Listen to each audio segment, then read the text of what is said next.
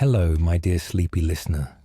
Welcome to Sleepy Crown, where history's quiet tales gently carry you into dreamland.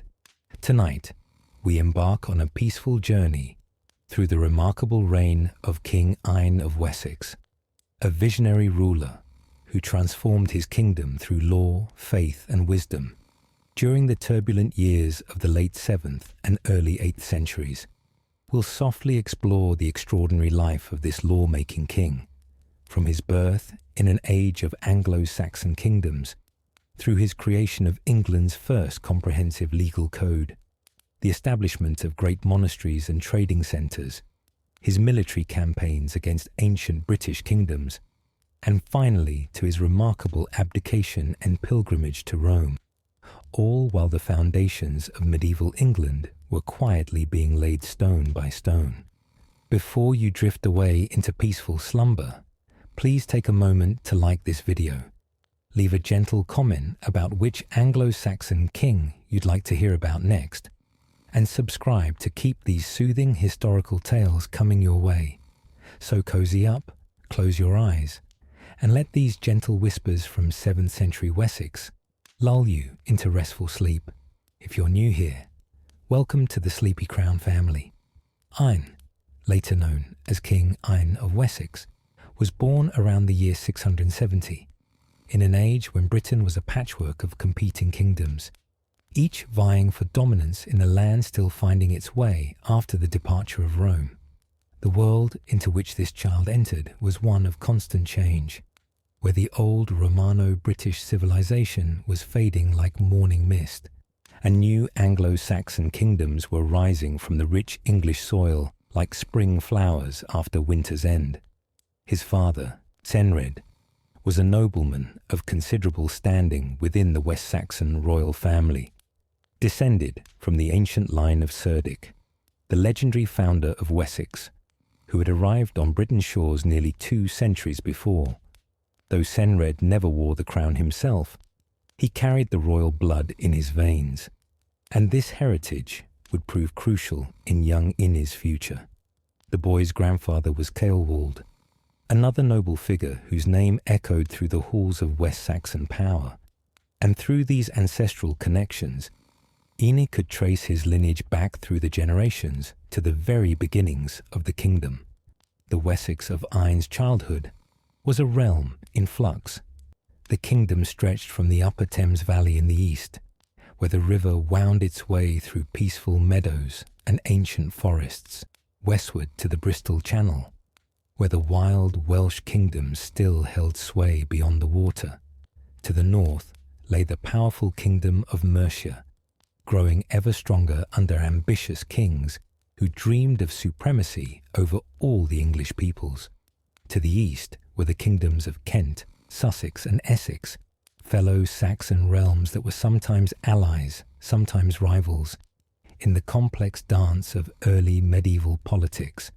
Young Ine grew up in a world where Christianity was still a relatively new force, gradually displacing the old pagan ways that had held sway for centuries. Monasteries were being founded across the land, bringing with them not only faith, but also learning, the knowledge of reading and writing in Latin, the wisdom of the Church Fathers, and connections to the wider Christian world beyond Britain's shores. It was an age of saints and scholars, of missionaries and miracle workers, and the young prince would have heard tales of these holy men and women from his earliest days. The royal household where Ine spent his childhood would have been a busy, bustling place. Though we might imagine medieval princes living in towering stone castles, the reality was quite different in 7th century England. The royal hall was likely a great timber building, its high roof supported by massive oak beams, its walls adorned with colourful tapestries and weapons that caught the flickering firelight. Here, the king's warriors would gather in the evenings, drinking mead from horns and cups while poets sang of ancient heroes and past glories. Young Ine would have listened to these songs, learning the values of his people: courage in battle, loyalty to one's lord, generosity to one's followers, and justice for all. But Ine's education extended far beyond the warrior traditions of his ancestors. His family recognized the importance of the new learning that Christianity brought, and so the young prince also studied with churchmen, learning to read and write, studying the scriptures, and gaining knowledge of law and governance. This combination of traditional warrior culture and Christian learning would serve him well in the years to come, making him both a formidable military leader and a wise lawgiver. The boy had siblings who shared these formative years with him. His brother Ingild would remain close to him throughout his life, and though Ingild never ruled as king, his descendants would one day claim the throne. His line would eventually produce King Egbert, who would unite much of England under Wessex's banner more than a century later. Ine also had sisters, Cuthber, who would grow to marry a king of Northumbria before embracing the religious life, and Quenberg, whose own story has been lost to the mists of time. This family circle, bound by blood and affection, provided young Ine with his first lessons in loyalty and duty. As Ine grew from boy to young man, he would have learned all the skills expected of a warrior prince. He practiced with sword and spear in the training yard, learning the deadly art of combat that might one day save his life in battle. He rode across the Wessex countryside, becoming familiar with every valley and hill, every river crossing and ancient Roman road. He hunted in the forests, chasing deer and boar, developing the stamina and courage that would serve him well in later years, and he began to understand the responsibilities that might one day be his, the need to protect his people, to dispense justice fairly, to reward loyal followers, and to maintain the kingdom's strength against its many enemies. The political situation of these years was complex and ever-changing. When Ine was in his youth, Wessex was ruled by a series of kings whose reigns were often marked by violence and instability. The throne did not simply pass from father to son in these times. Instead, any male of the royal family with enough support might claim the crown, leading to frequent succession disputes and civil wars. This system, while allowing for strong rulers to emerge, also meant that the kingdom was often torn by internal strife, weakening it in the face of external threats.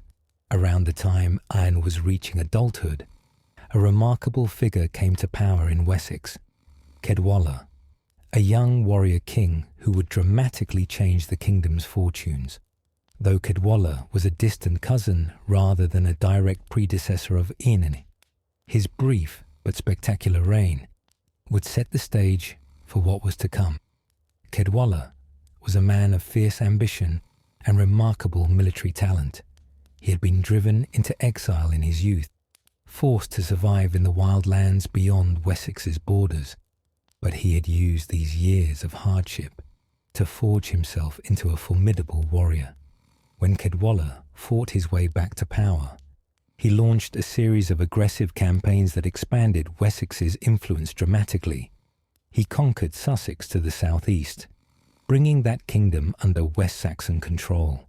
He seized the Isle of Wight, that strategic island off the coast. He even dominated Kent, the ancient kingdom that had once been the most powerful in southern England. Under Caedwalla, Wessex briefly became the dominant power in the south, controlling a territory larger than it had ever ruled before. But Caedwalla's reign was as brief as it was brilliant.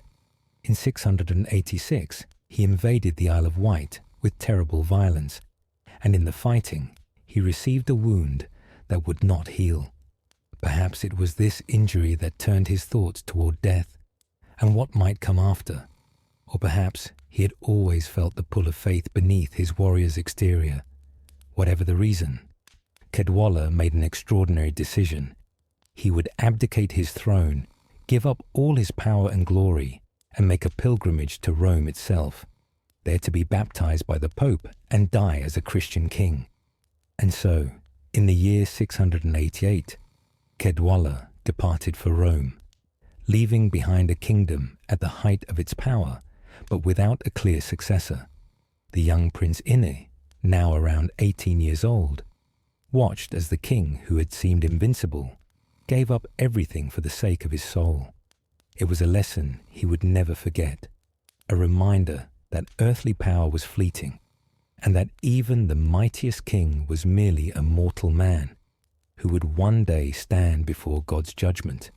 Caedwalla reached Rome and was baptized by Pope Sergius III, receiving the Christian name of Peter. But his wound had weakened him too much, and just 7 days after his baptism, still wearing the white robes of a newly baptized Christian, Caedwalla died and was laid to rest in the Eternal City. The news of his death would have reached Wessex some weeks later, carried by travellers and pilgrims returning from Rome. For young Ine, it meant that the kingdom now faced an uncertain future, and that the time had come for him to step forward and claim his destiny. The departure and death of Caedwalla in 688 left Wessex in a precarious position. The kingdom that had so recently dominated southern England now found itself without a ruler, and the vast territories that Caedwalla had conquered began to slip away almost immediately.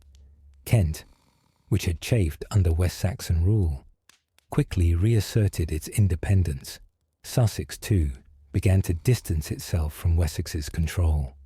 The empire that Caedwalla had built with such energy and violence was crumbling, even as his body was being laid to rest in Rome.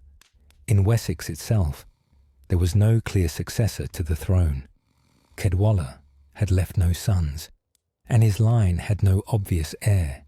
This created a dangerous vacuum of power, and several members of the extended royal family began to position themselves to claim the crown.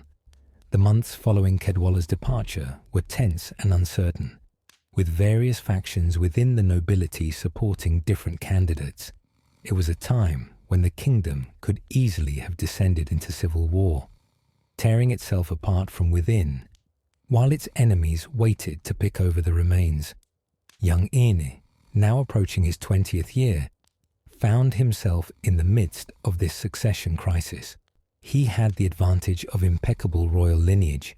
His descent from the ancient kings of Wessex was unquestionable, but he was relatively young and untested, and there were surely older, more experienced nobles who felt they had equally valid claims to the throne. The exact details of what happened during these months have been lost to history, swallowed by the passage of 13 centuries, but we know that somehow Ine emerged victorious from this struggle. Perhaps it was his combination of royal blood and personal ability that won him support. Perhaps it was the backing of his father Kenred, who, though he never wore the crown himself, carried considerable influence and could bring his own followers to support his son.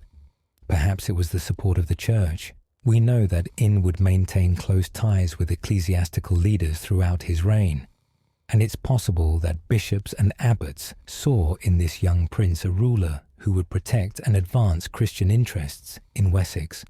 Whatever the exact mechanism of his success, by the year 689, Ine had secured the throne of Wessex. The Anglo-Saxon Chronicle, that great record of English history compiled 2 centuries later, marks this as the beginning of his reign. But becoming king was one thing. Holding on to power and rebuilding the kingdom would prove to be quite another challenge entirely. The Wessex that Ine inherited was a shadow of what it had been just a year before. The Eastern Territories, Kent, Sussex, and parts of Surrey, were now independent or in the hands of rival kings. The kingdom's borders had contracted back to something closer to their traditional extent. Hampshire in the southeast, Wiltshire and Berkshire in the east, Somerset in the west, and Dorset in the south. It was still a substantial realm, but it was no longer the dominant power in southern England. That position had been taken by Mercia to the north, whose kings were growing increasingly powerful and ambitious. One of Ine's first challenges was to secure his position within his own kingdom. Unlike Caedwalla, who had ruled through military might and personal charisma, Ine seems to have understood that long-term stability required a different approach. He needed to build a framework of law and administration that would survive beyond his own reign, that would create order out of the chaos that had characterized recent decades. Interestingly, Ine's father Senred remained alive and active during the early years of his son's reign. This unusual situation, a king whose father still lived and held influence, appears to have been handled smoothly. Rather than creating tension, the elder Kenred seems to have served as an advisor and supporter to his son, lending his experience and authority to help establish the new reign. In the laws that Ine would later issue, Senred is specifically mentioned as one of the advisors who helped create them, a remarkable acknowledgement of the father's ongoing role even after his son had become king. Ine also began to build relationships with the church that would prove crucial throughout his reign. Christianity in Wessex was still relatively young. Barely a century had passed since missionaries had first brought the faith to the West Saxons, but it was growing rapidly in influence and importance. The kingdom now had two great churchmen who would play significant roles in Ine's story. The first was Heda, Bishop of Winchester, who oversaw the eastern part of the kingdom from that ancient Roman city. The second was Eorkenwald, Bishop of London, whose diocese technically lay within the Kingdom of Essex, but who held considerable influence throughout the region. But perhaps the most important ecclesiastical figure in early Wessex was not a bishop at all, but rather an abbot, the remarkable scholar and saint known as Aldhelm. Born around 639, Aldhelm was perhaps 30 years older than Ine, and by the time Ine became king, Aldhelm had already established himself as one of the most learned men in all of England. As abbot of Malmesbury, he presided over a monastery that had become a centre of learning and culture, attracting students from across Britain and even from Ireland. Aldhelm and Ine formed a partnership that would benefit both the church and the kingdom. The abbot provided counsel and wisdom to the young king, helping to shape policies and resolve disputes. He also used his considerable learning to help craft the laws and documents that Ine would issue. For Aldhelm was not only a scholar of Latin and Greek, he was also a talented writer and poet, capable of expressing complex ideas in elegant prose. In return, Ine provided protection and patronage to Malmesbury and other religious houses, granting them lands and privileges that would help them flourish. As Ine settled into his rule, he would have spent much time simply travelling throughout his kingdom, making his presence felt and hearing the concerns of his people. Medieval kingship was not something done from a palace or throne room. Rather, a king needed to be constantly on the move, visiting different parts of his realm, dispensing justice, collecting taxes, and demonstrating his authority. Ine would have travelled with his household, warriors for protection, servants to care for his needs, scribes to record his decisions, and churchmen to say Mass and provide spiritual guidance. These royal progresses would have taken Ine to all corners of his kingdom. He rode east into Hampshire, visiting the ancient Roman city of Winchester with its imposing walls and church. He travelled west into Somerset, where the mysterious Glastonbury Tor rose from the marshes like an island in a sea of water and reeds. He went north into Wiltshire, where ancient earthworks built by peoples long forgotten still marked the landscape, and he went south into Dorset, to the coast, where the sea stretched away toward distant shores. Everywhere he went, Ine would have seen a kingdom in transition. The old Roman buildings were crumbling, their stone being carried away to build churches and halls. New settlements were springing up, wooden buildings with thatched roofs replacing the stone and tile of the Roman era. The fields were being worked in new ways, with the scattered farms of earlier times gradually being replaced by organized villages with their surrounding fields. The forests that had once covered much of the land were slowly being cleared, creating more farmland to feed a growing population. But Ine also saw the problems that afflicted his kingdom. Disputes over land and property were common, with no clear law to guide their resolution. Criminals could often escape justice by fleeing to another part of the kingdom or seeking refuge in a church. The relationship between the Anglo-Saxon majority and the British minority, those descendants of the ancient Celtic inhabitants who had lived in Britain before the Anglo-Saxon migrations, remained tense and poorly defined. The Church was struggling to enforce basic Christian practices, with many people still clinging to pagan customs or neglecting their religious duties. All of these issues demanded attention, and as the 680s gave way to the 690s, Ine began to formulate a response. He would create something that Wessex had never had before, a comprehensive code of laws that would establish clear rules for everyone in the kingdom, from the highest noble to the humblest peasant, from the Anglo-Saxon majority to the British minority. It was an ambitious undertaking, one that would require years of thought and consultation. But when it was complete, it would establish Ine as one of the greatest lawgivers in English history, and his code would serve as a foundation for all future English law. Around the year 694, after approximately 5 years of careful rule and consultation, King Ine issued his Great Law Code, a document that would prove to be one of his most enduring legacies. The laws, known in Old English as Ines Assetnessa, or the Laws of Ine, consisted of well over 100 individual clauses covering virtually every aspect of life in the kingdom. This was not merely a collection of penalties for crimes. It was rather a comprehensive attempt to establish justice, maintain order, and define the very structure of West Saxon society. The creation of these laws was not the work of Ine alone. In the prologue to the code, the king specifically acknowledges the advice and assistance he received from others. His father Kenred is mentioned first, lending his experience and wisdom to the project, even though his son now wore the crown.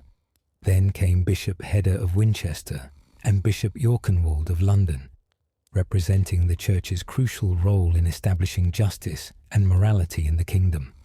The ealdormen, the high nobles who governed regions of the kingdom on the king's behalf, also contributed their counsel. And finally, there was a great concourse of the servants of God, meaning the abbots, priests, and monks, whose input helped shape the law's treatment of religious matters. This collaborative approach was itself noteworthy. Ine was not presenting himself as an absolute monarch who made law by his own will alone. Instead, he was working within a tradition of consultation and consensus that was deeply rooted in Anglo-Saxon culture. The laws were meant to represent not just the king's wishes, but rather the collective wisdom of the kingdom's leaders, both secular and spiritual. The prologue to the laws reveals Ine's motivations with remarkable clarity. He states that these laws were created for the salvation of our souls and the security of our realm, showing how thoroughly he united spiritual and practical concerns. The laws were meant to ensure that just law and just decrees may be established and ensured throughout our nation. This was not merely about maintaining order. It was about establishing justice as a fundamental principle of the kingdom. The laws themselves covered an extraordinary range of topics. Let us examine some of the most important and revealing provisions, for they tell us much about the society Ine was trying to govern and reform. The very first laws dealt with the church and Christian practice, establishing the religious character of the kingdom. The code commanded that children must be baptized within 30 days of birth, with a fine of 30 shillings for those who failed to do so. This was not merely a religious requirement, but a practical measure to ensure that every person in the kingdom was formally part of the Christian community. Similarly, the laws mandated that church dues must be paid. The tithes and offerings that supported the clergy and maintain church buildings. Failure to pay could result in fines, and in serious cases, the seizure of property. The laws also protected the sanctity of Sundays and holy days. Slaves were not to be made to work on Sundays, giving even the lowest members of society a day of rest and worship. This was a revolutionary provision for its time, establishing a principle that would eventually become fundamental to Western civilization. The idea that even those without freedom deserved rest and spiritual care. Violence within sacred spaces was treated with particular severity. If a man fought in the king's house, he would forfeit all his property, and the king could decide whether he should be put to death. Fighting in a church or monastery incurred a fine of 120 shillings, an enormous sum that few could afford. Even fighting in the house of an ealdorman or other high official resulted in substantial penalties. These provisions established a principle of sanctuary and peace in certain spaces, protecting them from the violence that was all too common in medieval society. The laws dealt extensively with theft, that most common of crimes in any age.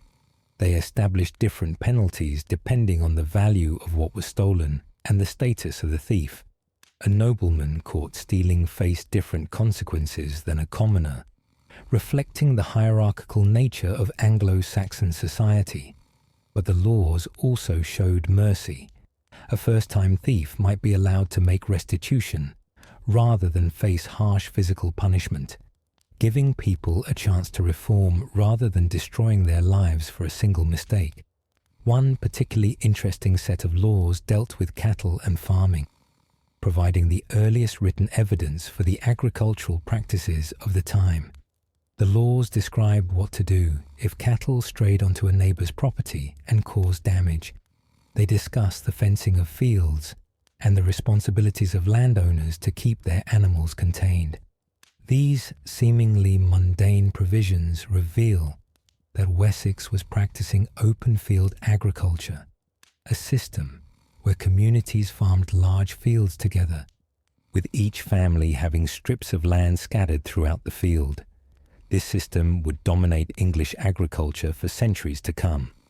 The laws also introduced or codified various units of land measurement. They mention the yard, or vergate, a quarter of a hide, which was the standard unit of land. A hide was meant to be enough land to support one family, though its actual size varied from place to place depending on the quality of the soil. These standardized measurements allowed for more systematic administration of the kingdom, making it possible to assess taxes more fairly and to grant land more precisely. Perhaps most revealing are the laws that deal with the relationship between the Anglo-Saxon and British populations in Wessex. The kingdom at this time contained two distinct peoples: the Germanic Anglo-Saxons, who had settled in Britain over the past 2 centuries, and the native Britons, who had lived there for uncounted generations before the Romans ever arrived. These two groups spoke different languages, followed different customs, and sometimes viewed each other with suspicion or hostility. Ine's laws acknowledge this reality while attempting to integrate both groups into a single legal framework. However, the laws clearly favoured the Anglo-Saxons. The vergild, the compensation that had to be paid if someone was killed, was twice as high for a Saxon as for a Briton of the same social class. Similarly, the oath of a Saxon counted for more in legal proceedings than the oath of a Briton. These provisions reflected the political reality that Wessex was an Anglo-Saxon kingdom, ruled by Anglo-Saxon kings for primarily Anglo-Saxon subjects. Yet it is also worth noting that the laws did protect the British population and gave them legal standing. A Briton could own land, seek justice in the king's courts, and receive compensation if he was wronged. This was not full equality, but it was far better than simple subjugation. Over time, these legal protections would help facilitate the gradual integration of the two populations, though this process would take generations to complete. Interestingly, the laws use the term English to describe the Anglo-Saxon population. This is one of the earliest uses of a term meaning English to describe the Germanic peoples of Britain. It suggests that even at this early date, there was emerging a sense of common identity among the various Anglo-Saxon kingdoms. West Saxons, East Saxons, Mercians, Northumbrians, and others were beginning to see themselves as one people, distinct from both the Britons and from their continental Germanic cousins. The laws also established important military obligations. Every free man was required to serve in the fyrd, the militia that could be called up in time of war. The penalties for neglecting this duty were severe and varied by social status. A nobleman who owned land had to pay 120 shillings and would forfeit his land. A nobleman without land paid 60 shillings. Even a common man faced a fine of 30 shillings for failing to answer the call to arms. These provisions ensured that the king could raise an army when needed, providing for the kingdom's defense against external enemies. Many of the laws dealt with the complex web of obligations that bound people together in Anglo-Saxon society. Tenants held land from lords and owed them various services and payments in return. Lords in turn owed protection and justice to their tenants. The king sat at the apex of this system, owing protection to all while receiving loyalty and service from the nobles below him. Ine's laws helped define and regulate these relationships, preventing abuses while ensuring that everyone fulfilled their proper role. The laws also addressed the status of slaves, who formed a significant portion of the population in Anglo-Saxon England. While slavery was accepted as a normal part of society, the laws did provide some protections even for these unfree people. As mentioned earlier, they were not to work on Sundays. They could own property under certain circumstances, and there were procedures by which a slave might eventually gain freedom, either through the generosity of their master or by saving enough money to purchase their own freedom. Women received attention in the laws as well, with provisions protecting widows and establishing rules for marriage and divorce. A woman's property rights were defined, and there were penalties for men who violated women or failed to fulfill their marriage obligations. While these laws reflected a society that was fundamentally patriarchal, they did provide women with some legal protection and autonomy. The law code as a whole represented a massive undertaking, an attempt to bring order and justice to every corner of the kingdom and every aspect of life. But it was also more than just a practical document. By creating these laws and proclaiming them throughout the land, Ine was establishing his authority and defining what it meant to be King of Wessex. He was saying that the king was not merely the strongest warrior or the man with the most followers, but rather the supreme lawgiver, the fountain of justice, the protector of the weak, and the enforcer of Christian morality. The actual creation and promulgation of the laws would have been a significant event. Picture the scene. In some great hall, perhaps at Winchester or another royal centre, the king sat with his advisers around him. Scribes would have been present, carefully writing down each law in the Latin language that the Church had brought to England. Nobles and churchmen would have discussed and debated each provision, drawing on ancient customs while also introducing new ideas. When the code was finally complete, copies would have been made and sent throughout the kingdom, to be read aloud at public assemblies so that every free man could know the law. The importance of Ine's laws extended far beyond his own reign. They were the first comprehensive law code issued by any West Saxon king, and they would influence legal thinking in Wessex for centuries to come. Most significantly, 200 years after Ine's death, the great King Alfred would include Ine's entire law code as an appendix to his own laws, ensuring their preservation. Alfred, who would come to be known as Alfred the Great, recognized the wisdom of his ancestors' code and saw no need to replace or fundamentally alter it.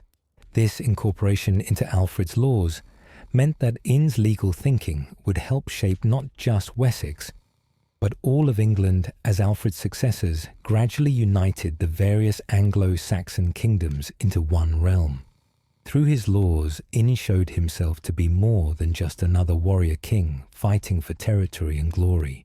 He was a ruler with vision, someone who understood that lasting power came not just from military might, but from justice, order, and the consent of the governed. His laws created a framework within which his kingdom could grow and prosper, providing the stability that was necessary for commerce, learning, and faith to flourish.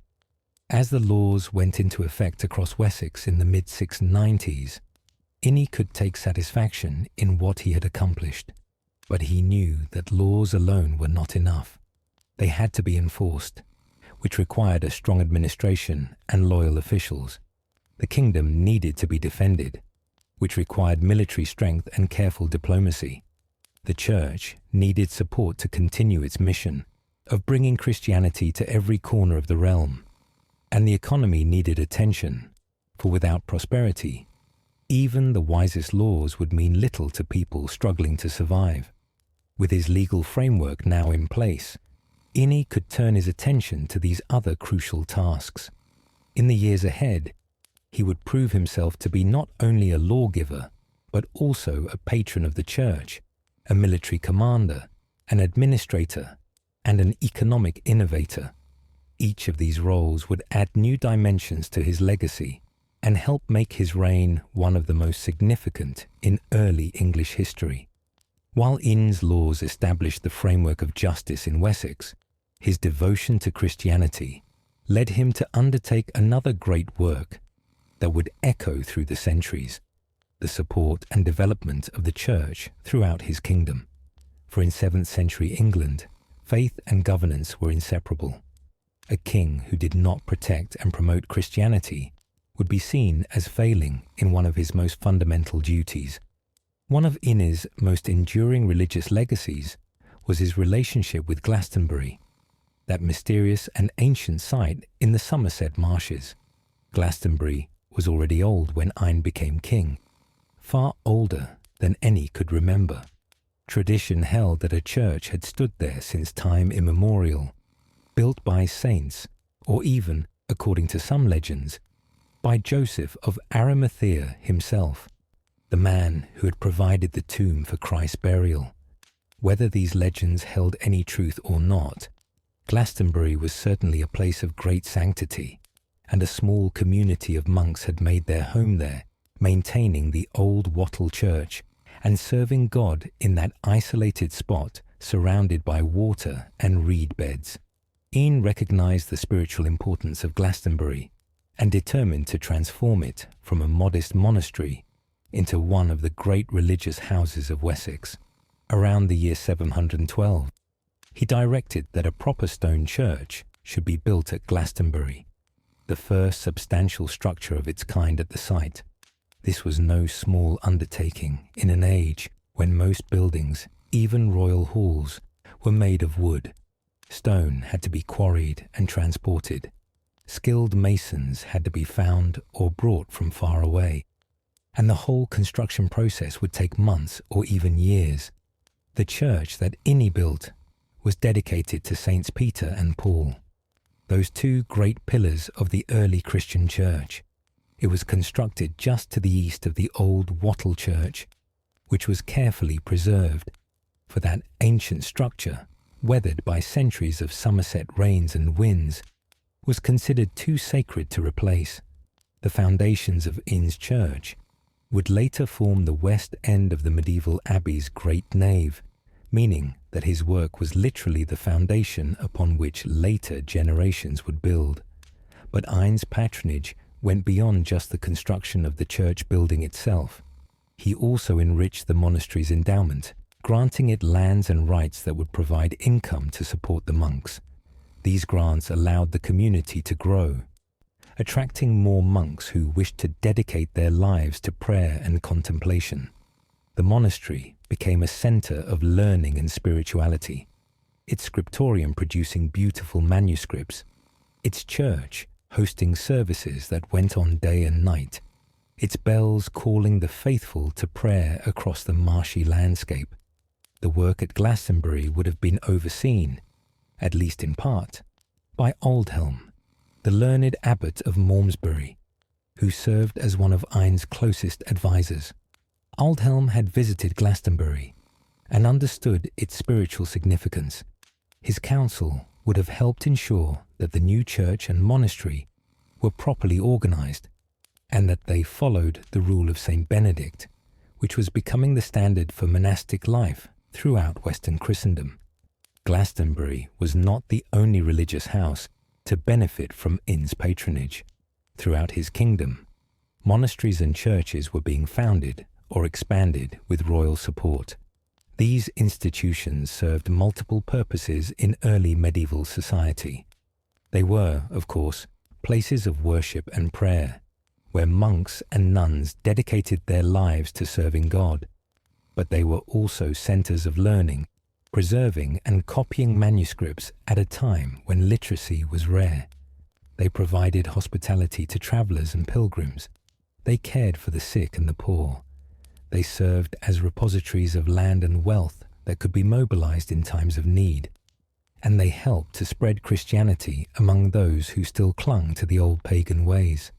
The relationship between Ine and the church was not one-sided. While the king provided protection, land, and financial support, the church in turn provided legitimacy and spiritual authority to his rule.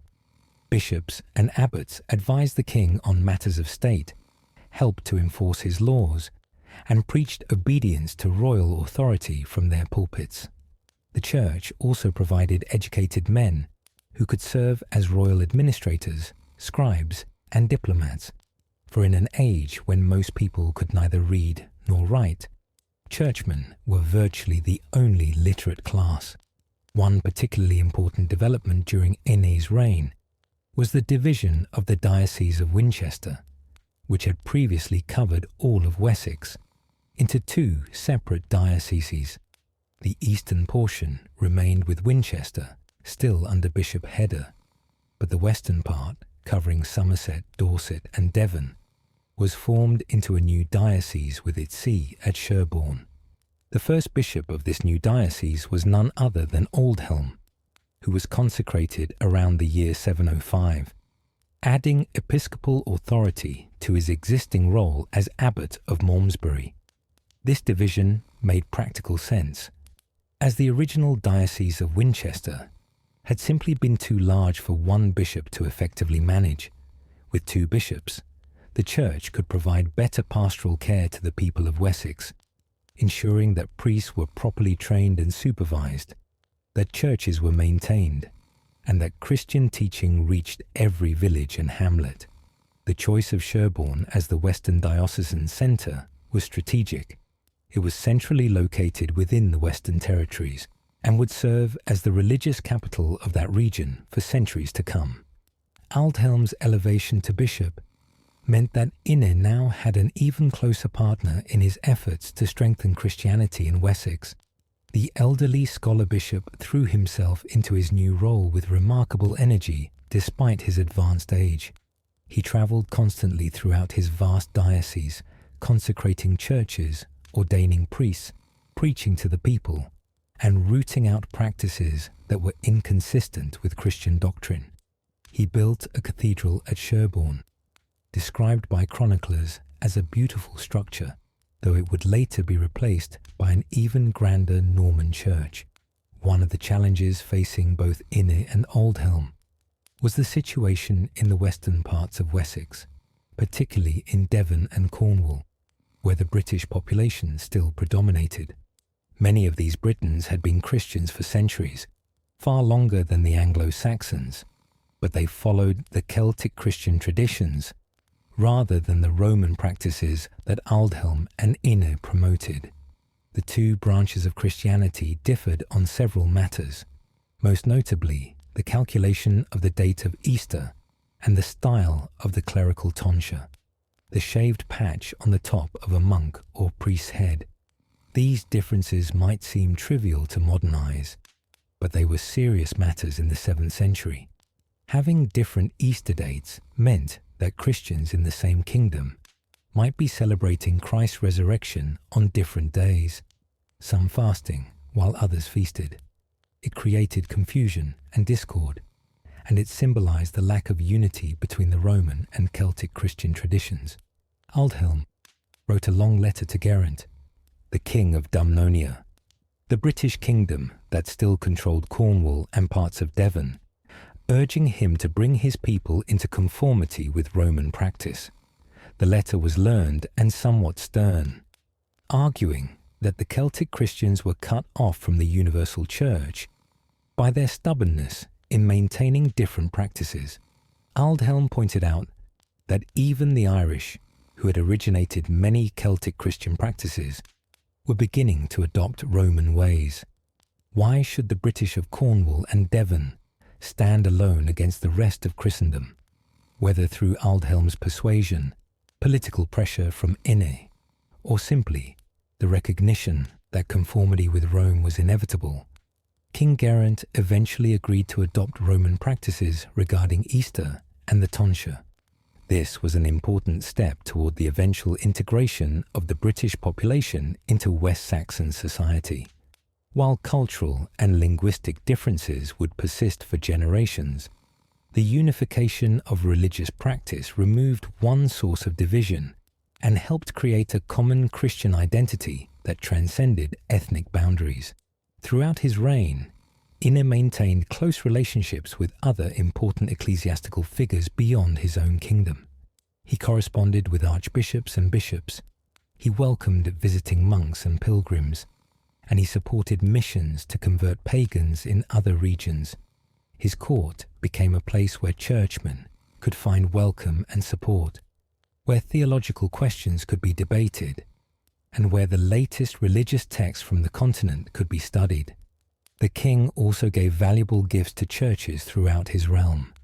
The chroniclers record that Ine donated to Glastonbury a magnificent evangelistarium, a book containing the 4 Gospels that was richly decorated and lettered in gold. Such a book would have been fabulously expensive, requiring months or years of work by skilled scribes and illuminators. The gold alone represented a significant portion of the royal treasury, but such gifts were considered essential. They demonstrated the king's piety, they honored God, and they provided churches with the precious objects needed for proper liturgical celebration. The churches and monasteries that Ine supported became centres of culture and learning that enriched all of Wessex. At Malmesbury under Aldhelm, at Glastonbury under its abbots, and at other religious houses throughout the kingdom, monks copied manuscripts, studied Latin and Greek, composed poetry and music, and preserved the knowledge of ages past. These monasteries maintained schools where boys, and sometimes girls at nunneries, could learn to read and write, ensuring that literacy would not disappear from England as it had from much of post-Roman Europe. The regular round of monastic life provided a peaceful backdrop to Ine's more dramatic political and military activities. While the king was dealing with rebellious nobles or foreign enemies, the monks were chanting their offices 7 times a day, their prayers rising like incense before God. While warriors practiced with swords in the training yard, scribes were carefully copying ancient texts in monastery scriptoria. While merchants haggled in the marketplace, monks were tending their gardens and brewing their ale. This parallel world of prayer and learning helped to civilize Anglo-Saxon society, gradually transforming it from a warrior culture into something richer and more complex. By the early years of the 8th century, Christianity had become firmly established throughout Wessex. Pagan practices, while not completely eliminated, had been pushed to the margins of society. Sunday was observed as a day of rest. Children were baptized. The dead were buried in Christian cemeteries with prayers for their souls.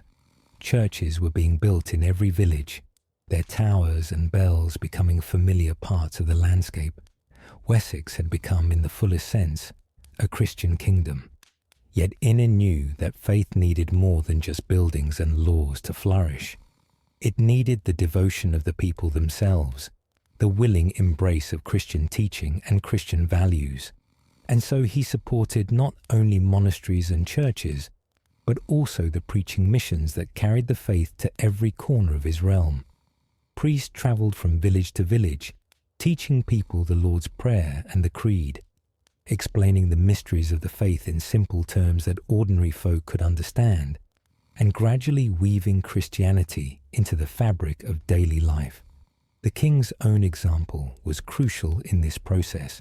When people saw that their king was a devout Christian who honoured the church, supported its clergy, and obeyed its moral teachings, they were more likely to follow his example. When they saw him attending services, making pilgrimages to holy sites, and giving generously to religious causes, they understood that Christianity was not just a set of rules imposed from above, but rather a living faith that even the most powerful embraced. As the first decade of the 8th century progressed, Ine could look with satisfaction on what he had accomplished for the church in Wessex. The kingdom now had 2 dioceses with active bishops, numerous monasteries and churches, a growing body of educated clergy, and a population that was, for the most part, Christian in faith and practice. The foundation had been laid for centuries of Christian civilization in southern England. But even as Ine was strengthening the church and promoting faith throughout his kingdom, he also had to attend to more worldly concerns. A kingdom needed not only justice and faith, but also prosperity, the economic strength that would allow it to flourish. And so, even as monks chanted their psalms at Glastonbury and priests preached the gospel in village churches, Ine was also working to develop trade and commerce throughout Wessex. For a wise king understood that spiritual and material concerns were not in conflict, but rather complemented each other, and that a prosperous people would have more resources to devote to building churches and supporting monasteries. While Ine was establishing laws and supporting churches, he also turned his attention to a matter that might seem less glorious than law-giving or less spiritual than monastery building, but which was equally essential to his kingdom's strength: the development of trade and commerce.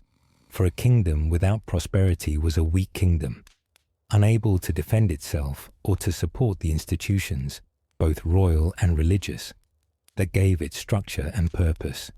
In the late 7th century, trade was beginning to revive across northwestern Europe after the chaos that had followed Rome's collapse. The old Roman road networks, though deteriorating, still connected distant regions. Rivers provided highways for boats laden with goods, and the sea, that great connector of peoples, was once again carrying merchants and their wares between Britain and the continent. Ine recognized the importance of this trade and took steps to encourage and regulate it. One of his most significant achievements in this regard was the development, or perhaps we should say the encouragement of the development, of a remarkable trading settlement on the river Itchen, in what is now part of the city of Southampton. This settlement would come to be known as Hamwic, and during Ine's reign, it would grow from a modest riverside village into one of the most important trading centres in all of England. The exact date when Hamwic was founded is lost to us, but archaeological evidence suggests it emerged around the year 700, or perhaps slightly before, placing its establishment right in the middle of Ine's reign. The site was well chosen. It lay on the western bank of the river Itchen, just a short distance upstream from where the Itchen met the river Test, and both flowed into the great natural harbour of the Solent.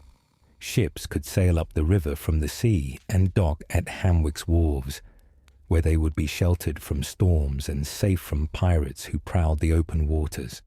What made Hamwic remarkable was not just its advantageous location, but the way it was organised. Unlike the haphazard growth of most early medieval settlements, Hamwic was laid out according to a deliberate plan. Streets were arranged in a grid pattern, reminiscent of Roman town planning. Individual plots of land were marked out in regular sizes, each one providing space for a house, a workshop, and perhaps a small garden. A boundary ditch was dug around the settlement, defining its limits and providing some degree of protection. This careful planning could only have been the work of a central authority, in other words, the king.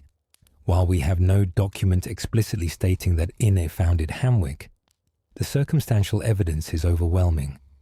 Only the king had the power to organize such a settlement, to attract merchants and craftsmen to a new site, and to provide the protection and legal framework that would allow trade to flourish. The presence of a royal mint at Hamwic further indicates royal involvement, for the right to mint coins was a jealously guarded royal prerogative. The settlement grew with remarkable speed. By about 710, just a decade or so after its likely foundation, Hamwic had a population that archaeologists estimate at around 5,000 people, an enormous number for early 8th century England. To put this in perspective, 5,000 people was probably more than lived in London at the same time. Hamwic had become quite suddenly one of the largest urban settlements in Britain, a bustling centre of activity in a land where most people still lived in small villages scattered across the countryside. What drew so many people to this new trading centre? The answer lies in the economic opportunities it provided. Hamwic was not primarily an agricultural settlement. Rather, it was a place where goods were made, bought, sold, and shipped to distant markets. Archaeologists excavating the site have found evidence of numerous specialized crafts and industries. There were metalworkers forging iron tools and bronze ornaments. There were potters making vessels of various sizes and shapes. There were cloth makers spinning wool and weaving it into fabric. There were bone and antler workers fashioning combs, pins, and other useful items from animal remains. There were leather workers producing shoes, belts, and bags. All of these craftsmen needed food, which they could not produce themselves since they were occupied with their specialized work. This created a market for agricultural products from the surrounding countryside. Farmers brought grain, meat, vegetables, and dairy products to Hamwic, selling them to the urban population and receiving coins or other goods in return. This exchange between town and country created a web of economic relationships that enriched both and increased the overall prosperity of the kingdom. But Hamwic was more than just a centre for local trade. Its real importance lay in its connections to distant lands across the sea. Ships arrived at Hamwic from Frisia, that region of coastal lowlands that is now part of the Netherlands and Germany, bringing goods from northern Europe. Others came from Francia, carrying wine and luxury items from what would later be called France. Trade routes extended to the Rhineland, to Scandinavia, and possibly even further afield. In return, Wessex exported products that were valued elsewhere: woolen cloth, hides and leather, hunting dogs that were prized by nobles across Europe, and slaves, a dark reality of the time that we cannot ignore. The archaeological evidence from Hamwic is rich and revealing. Among the imported goods found at the site are pottery vessels from the continent, glass beads and vessels that came from as far away as the Mediterranean region, quernstones for grinding grain made from volcanic rock that could only have come from the Rhineland, whetstones for sharpening tools imported from Norway, and luxury items like decorated metalwork that testified to contacts with the wealthy and powerful across Europe. Coins found at Hamwic are particularly interesting. Many are of local manufacture. The small silver coins called skertas that were the common currency of the day, but mixed in with the local coins are others from Frisia, proving direct trade with that region.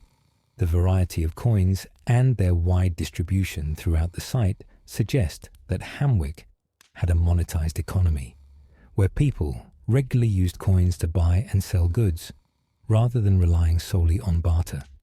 It was probably during Ine's reign that Wessex began minting its own coins systematically.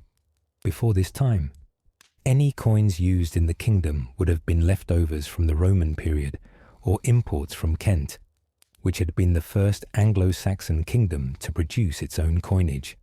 The establishment of a mint represented an important step toward economic sophistication and royal power, for coins not only facilitated trade, but also bore witness to the king's authority, even if they didn't always bear his name. Interestingly, no coins have ever been found that bear Ine's name, though coins from his reign certainly existed. The shatters of this period typically didn't name the king who issued them. Instead, they bore abstract designs, Christian symbols, or occasional images that might have meant something to contemporaries, but whose significance is now lost to us. Nevertheless, the expansion of coinage during Ine's reign is well documented, and it represented a significant advance in Wessex's economic development. Managing a settlement the size of Hamwic required royal attention and resources. The 5,000 people living there needed to eat, which meant organizing the supply of food from the surrounding countryside. They needed fresh water, which had to be provided through wells or channeled from nearby streams. They needed protection from raiders and criminals, which required guards and some kind of law enforcement. They needed legal disputes resolved, which meant that the king's officials had to be present to dispense justice. All of this required organization and oversight that only royal authority could provide. The relationship between Hamwic and Winchester, the ancient capital of Wessex, just a few miles to the north, was likely complementary rather than competitive. Winchester remained the political and ecclesiastical centre of eastern Wessex, the place where kings held court and bishops had their seat. Hamwic served as the kingdom's window on the wider world, the port through which goods and ideas flowed in and out. Together, these two centres, one administrative and spiritual, the other commercial and industrial, formed the twin pillars of Wessex's strength in the region. The merchants who conducted trade through Hamwic would have needed royal protection. The roads and rivers they travelled could be dangerous, beset by bandits who preyed on travellers carrying valuable goods. The king's law enforcement and his network of local officials helped to make trade safer, ensuring that merchants could move their goods without undue risk. In return, the king collected taxes and tolls on trade, which helped fill the royal treasury and provided resources for all his other activities, paying warriors, building churches, supporting monasteries, and maintaining his court. The prosperity generated by Hamwic and the trade it facilitated had ripple effects throughout Wessex. Farmers who sold their surplus produce to feed the town's population had money to improve their farms, perhaps clearing more land or buying better tools. Craftsmen who produced goods for export could afford to train apprentices, passing on their skills to the next generation. The nobles who collected rents and taxes from prosperous lands could afford to equip more warriors and build better halls, and the church, receiving tithes from an increasingly wealthy population, could build more stone churches and support more monasteries. Trade also brought less tangible but equally important benefits: the exchange of ideas and knowledge. Merchants travelling between Wessex and the continent brought back news of events in distant lands, stories of how other kingdoms were governed, and exposure to different ways of doing things. Monks and pilgrims passing through Hamwic on their way to or from the continent carried manuscripts, theological ideas, and liturgical practices that enriched the intellectual life of Wessex. Artists and craftsmen learned new techniques by examining imported goods, then adapted these techniques to create their own unique products. The growth of Hamwic during Ine's reign was thus about much more than simple commerce. It represented Wessex's emergence as a sophisticated kingdom capable of competing with its neighbours in economic as well as military terms. It showed that the kingdom was outward-looking, connected to the wider world of early medieval Europe, and it demonstrated that Ine understood the sources of power in his age, not just the warrior's sword and the churchman's prayers, but also the merchant's coin and the craftsman's skill.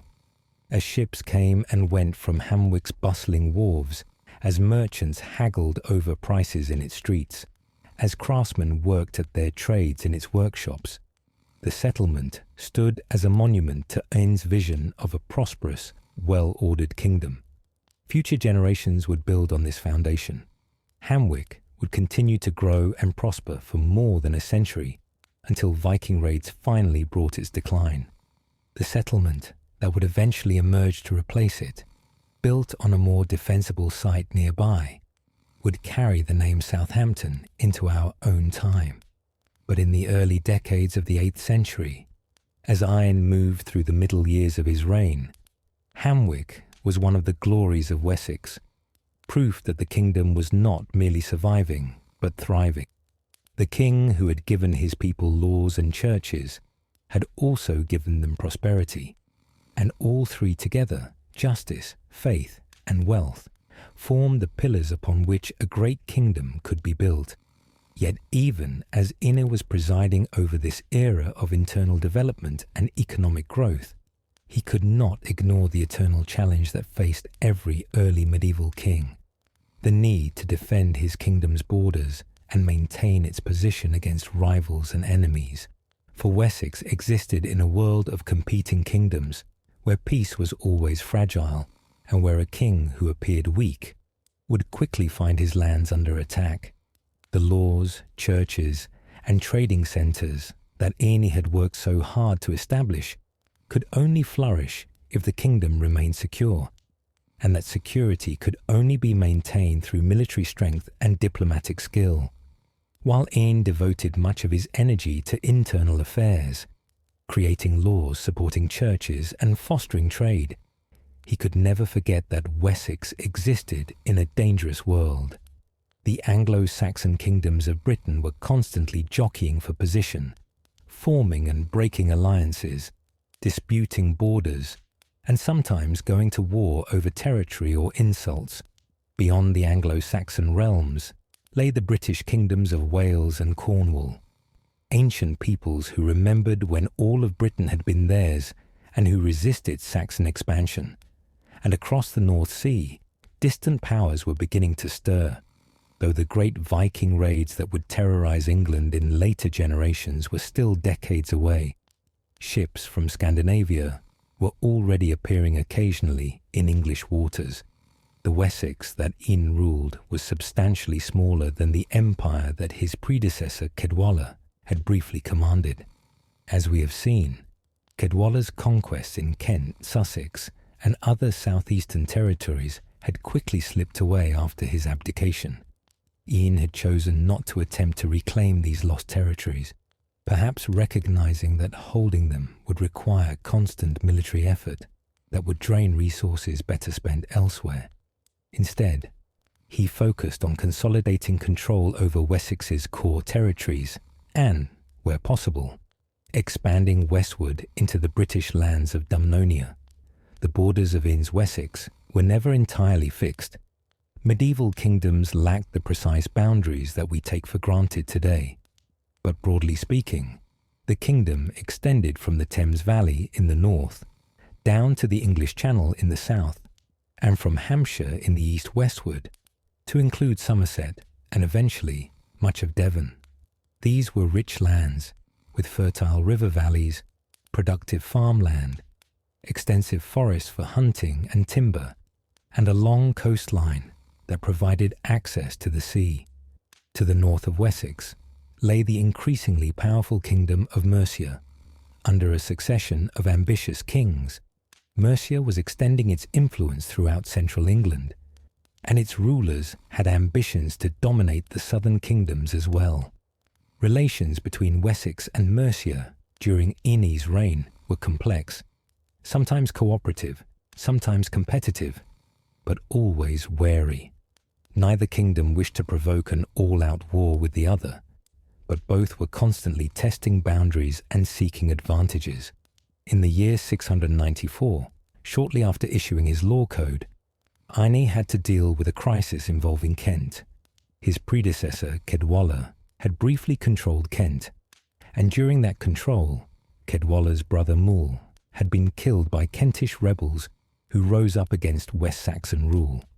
Now Kent was independent again under its own king, Witred, but the murder of a West Saxon prince could not be allowed to pass without some response. To ignore it would make Ine appear weak and invite further challenges to his authority. Rather than launching a military campaign to punish Kent, which would have been difficult and costly, Ine chose a diplomatic solution.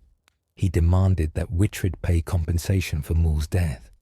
The amount was staggering, 30,000, though whether this was 30,000 pounds of silver or 30,000 of some other unit of value is unclear from the records.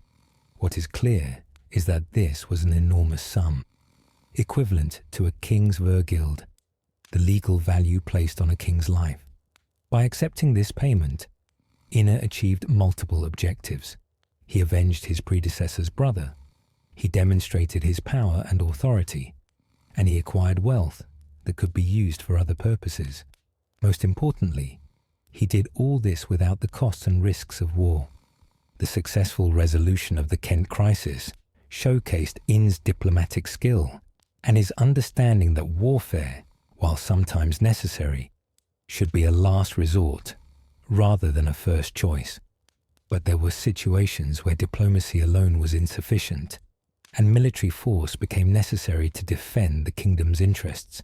The most significant military challenge that Ine faced came from the west, where the ancient British kingdom of Dumnonia still controlled most of what we now know as Devon and Cornwall.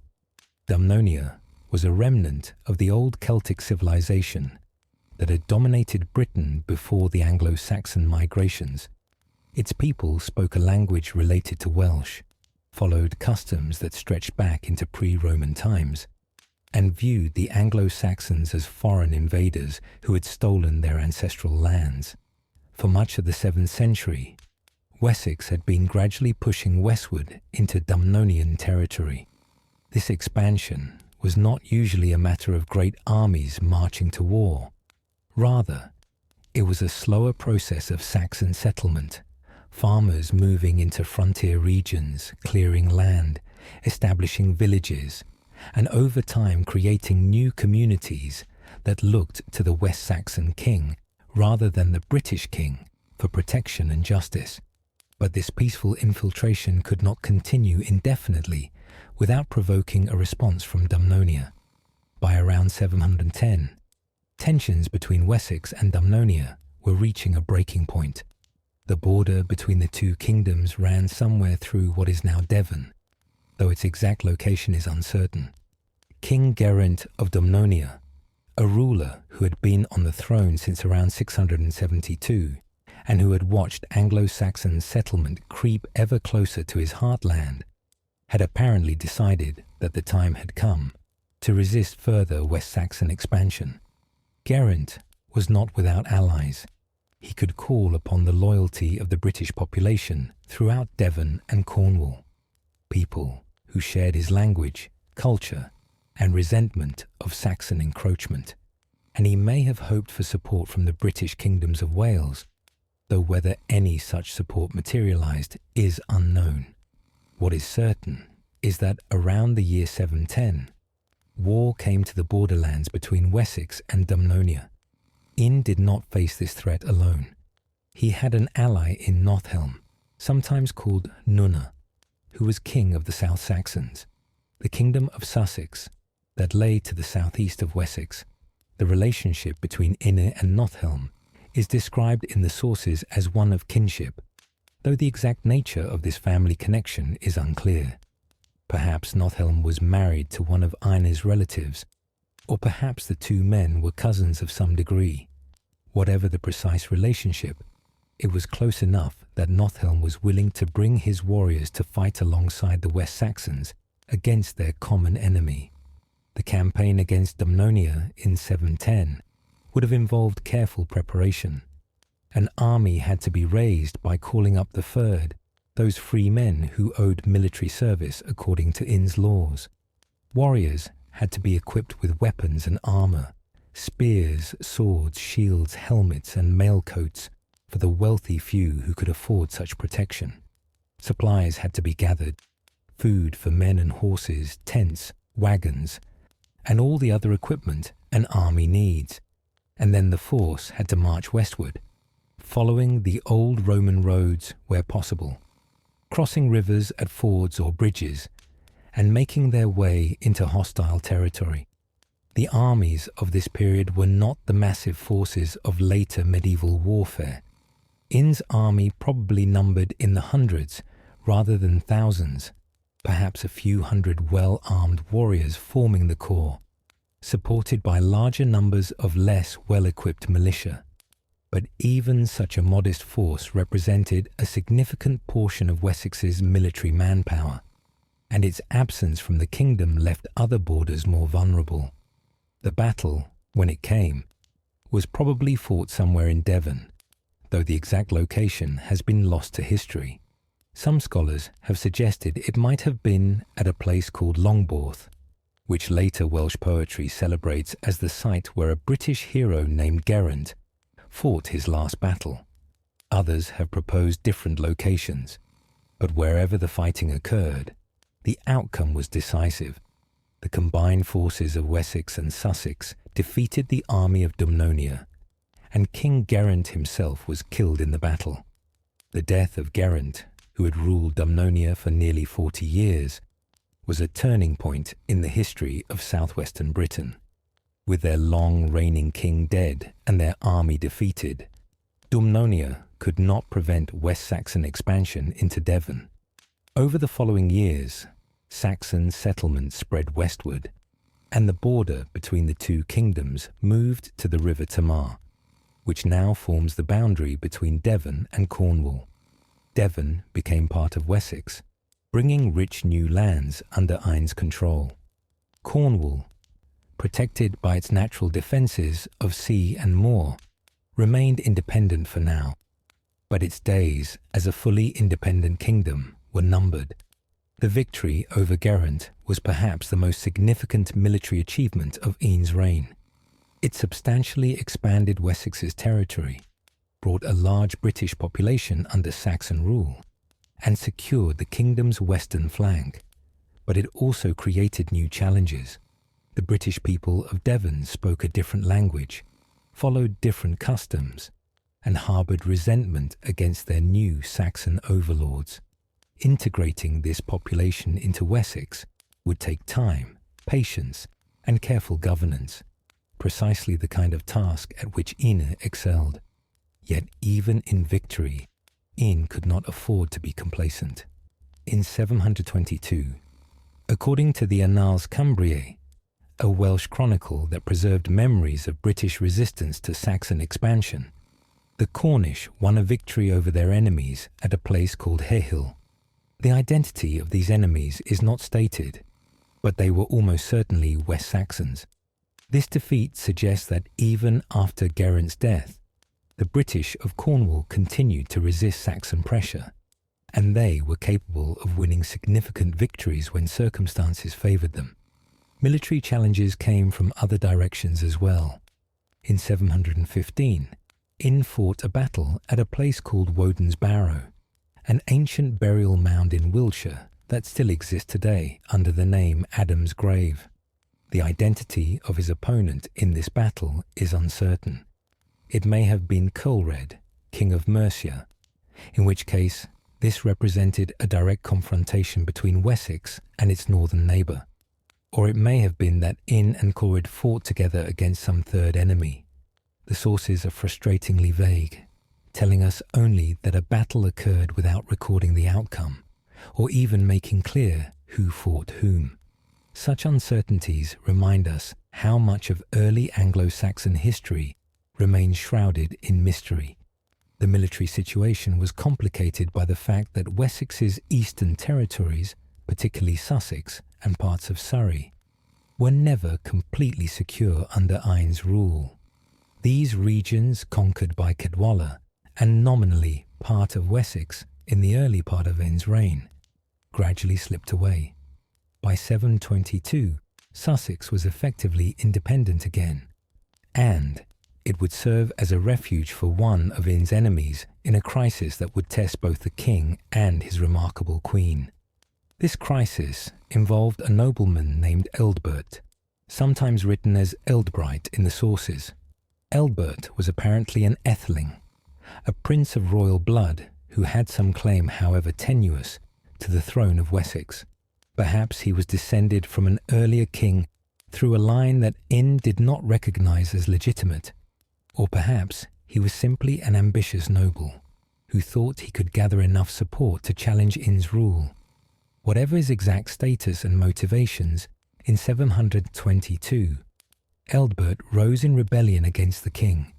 The rebellion seems to have centred on the town of Taunton in Somerset, which Ine had built and fortified as a stronghold in the western part of his kingdom. Ealdbert apparently seized control of Taunton, perhaps with the support of local nobles who were dissatisfied with Ine's rule.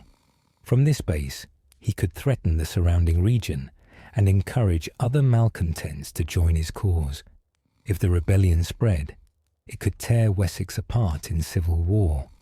But Ine was apparently away from Wessex when the rebellion broke out, perhaps dealing with some other crisis, perhaps on a pilgrimage, or perhaps simply visiting a distant part of his realm. This meant that the initial response to Ealdbert's rebellion would have to come from someone else, and that someone was Ine's remarkable wife, Queen Ethelberg, who now stepped forward to play a role that would secure her place in history.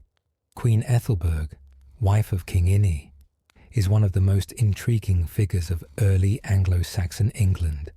Though like so many women of her time, the historical record tells us frustratingly little about her life. We do not know when she was born, nor do we know the names of her parents or the circumstances of her marriage to Ine. What we do know is that when crisis struck in 722, with her husband apparently absent and a rebel in control of a royal stronghold, Ethelberg acted with decisive courage that few men of her age could have matched. The Anglo-Saxon Chronicle, laconic as always, gives us only the barest outline of what happened. This year Queen Ethelberg destroyed Taunton, which Ine had formerly built. But this simple statement conceals a remarkable story, one that later historians and chroniclers would elaborate upon, recognizing in Ethelberg's actions something extraordinary for a woman of her time. When news reached Ethelberg that Ealdbert had seized Taunton and raised the banner of rebellion, she did not sit passively waiting for her husband to return. Instead, she took command. She gathered an army, drawing on warriors loyal to the crown, local nobles who remained faithful to Ine, and perhaps her own household troops. That a queen could raise an army at all speaks to her authority and the respect she commanded. That she could then lead this army into action makes her one of the very few Anglo-Saxon women who can truly be called warriors. Ethelberg marched her forces to Taunton and laid siege to the stronghold. The town that Ine had built was fortified, probably surrounded by a ditch and wooden palisade, making it defensible against attack. But Ethelberg was determined to root out the rebellion before it could spread. Her warriors surrounded the town, cutting off any help that might come to Ealdbert, and prepared to assault the defences. Whether through direct assault or by threat of overwhelming force, Ethelberg's army succeeded in taking Taunton. But rather than simply occupying the town and holding it for her husband's return, the Queen made a dramatic decision.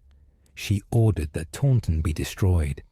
The fortifications were torn down, the buildings were burned or demolished, and the stronghold that Ine had built was reduced to ruins. this destruction might seem excessive or even counterproductive. Why destroy a potentially useful fortification? But Ethelberg's reasoning was sound. By completely demolishing Taunton, she ensured that it could not serve as a base for rebels in the future. She sent a clear message that rebellion would not be tolerated and that those who challenged royal authority would lose everything, even the physical structures that gave them power. And perhaps she also hoped to capture or kill Ealdbert himself, eliminating the threat at its source. In this last objective, however, Ethelberg was frustrated. Ealdbert managed to escape from Taunton before or during its destruction. He fled eastward, making his way to Sussex, which was now effectively independent of West Saxon control and could serve as a refuge. There, beyond Ine's immediate reach, the rebel prince found shelter, perhaps hoping to gather more support and eventually renew his challenge to the throne. The destruction of Taunton and Ealdbert's escape marked a temporary resolution to the crisis, but not its end. When Ine returned, and we can imagine his reaction to learning that his wife had raised an army, besieged a town, and razed it to the ground in his absence, he took up the pursuit of the rebel. The king was not about to let a threat to his throne go unpunished, even if it meant invading Sussex to exact vengeance. In the years following Ealdbert's flight, relations between Wessex and Sussex remained tense. By 725, Ine had apparently had enough. He launched an invasion of Sussex, bringing his warriors into that kingdom in pursuit of his enemy. The campaign culminated in Ealdbert's death. Whether he was killed in battle or executed after capture, the sources do not specify, but the threat he posed was finally eliminated, and Ine could rest secure that no rival claimant would challenge his throne. The story of Ethelberg's actions in 722 has fascinated historians and storytellers ever since. Here was a queen who did not merely exercise influence through her husband, as queens were expected to do, but who wielded military power directly. She is sometimes counted among the handful of Anglo-Saxon warrior queens, women like Ethelflaed, Lady of the Mercians, who would lead armies against Viking invaders 2 centuries later. The comparison is apt, for both women showed that in times of crisis, gender was less important than capability, courage, and the authority to command. But who was Ethelberg beyond this dramatic moment in 722? The sources tell us little, but we can infer some things from what we know. She was almost certainly of noble birth. Kings did not marry commoners in 7th century England. Her marriage to Ine probably took place sometime before 722, given that she was in a position to act with such authority in that year. She ruled jointly with her husband, a phrase that appears in some later sources, and that suggests she had real power and influence, rather than being merely a ceremonial consort. Ethelberg and Ine apparently had no children, at least none who survived to adulthood or were recorded in the historical sources. This lack of an heir would create problems when Ine eventually died, for there would be no obvious successor from his immediate family. But in the meantime, the royal couple governed Wessex together, with Ethelberg playing a role in administration, justice, and governance that went well beyond what most queens of the era achieved. The destruction of Taunton was not an isolated incident of violence in Ethelberg's life, but rather the most dramatic example of her active role in maintaining royal power. She would have been involved in the day-to-day business of ruling, hearing petitions, resolving disputes, managing royal estates, and serving as her husband's representative when he was absent. When Ine was travelling to distant parts of the kingdom or dealing with external threats, Ethelberg held court and administered justice. When foreign embassies arrived, she would have received them with appropriate ceremony. When churches or monasteries needed royal patronage, she would have been involved in the decisions about what to grant. Some later traditions hold that Ethelberg was particularly pious, devoted to the church and generous in her support of religious institutions. Whether this is true or merely a conventional description applied to any medieval queen is hard to say, but it would fit with what we know of Ine's own devotion to Christianity, and it seems likely that husband and wife shared a commitment to supporting the faith throughout their kingdom. The queen would also have played an important role in the diplomatic aspects of kingship. Royal marriages in this period were often used to seal alliances between kingdoms, and queens served as living links between their natal families and their marital families. Ethelberg's connections, whatever they were, would have been useful to Ine in maintaining relationships with other kingdoms and nobles. When disputes arose that needed to be resolved through negotiation rather than warfare, the queen could serve as an intermediary, using her personal relationships and her position above the immediate fray to broker agreements. In the royal household, Ethelberg would have presided over a large staff of servants, attendants, and officials. She would have managed the domestic side of court life, ensuring that the hall was properly maintained, that feasts were organized when needed, that guests were appropriately entertained, and that the royal dignity was upheld in all things. This might sound like mere housekeeping, but in an age when a king's power was demonstrated through the magnificence of his hall and the generosity of his hospitality, these were important political functions. The queen would also have supervised the education of young nobles who came to court to learn the skills they would need in later life. Sons of important families were sent to the royal court to serve as pages and squires, learning manners, military skills, and the complex web of obligations that bound noble society together. Daughters of noble families might also come to court, where under the queen's supervision, they would learn the skills expected of noble women, managing households, overseeing servants, and navigating the political waters of high society. Throughout all of this, Ethelberg and Ine worked together as partners. Medieval kingship was not something one person could do alone, especially in a kingdom as large and complex as Wessex. A king needed trustworthy lieutenants, capable administrators, and above all, a partner who could share the burden of rule. In Ethelberg, Ine had found such a partner, someone with the intelligence, courage, and authority to act decisively when circumstances required it.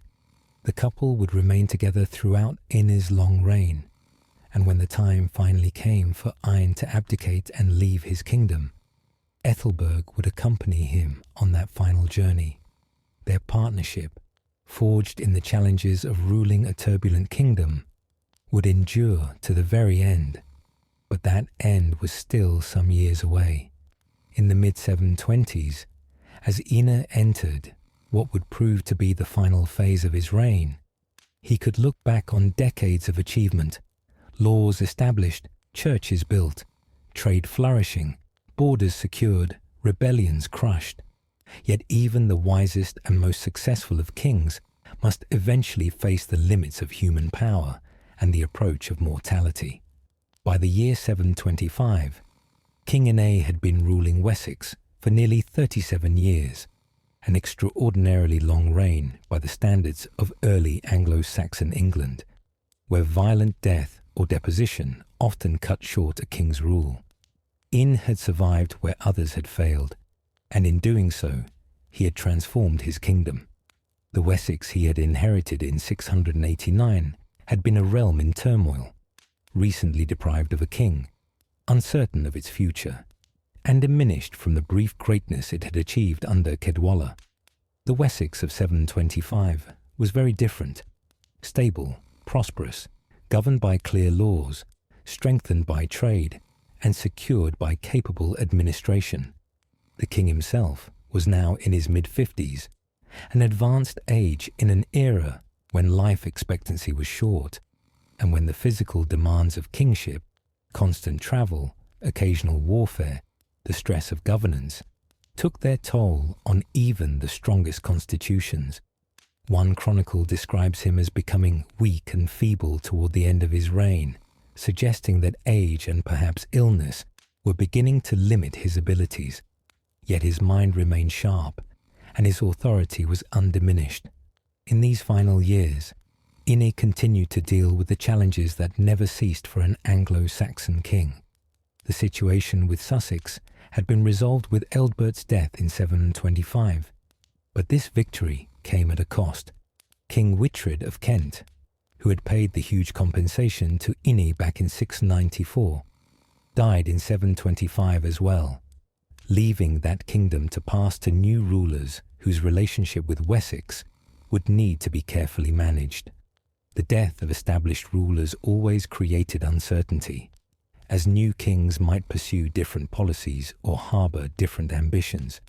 To the north, Mercia remained a constant concern. Under its kings, Mercia had become the dominant power in central England, and it was gradually extending its influence southward. While there was no open warfare between Wessex and Mercia during Ine's reign, there was always tension, always the sense that conflict could erupt if either kingdom appeared weak or distracted. Ine had managed to maintain a balance of power through diplomacy, occasional cooperation, and a demonstration of strength whenever necessary. But this balance was delicate and required constant attention. In the West, the situation with the British remained complex.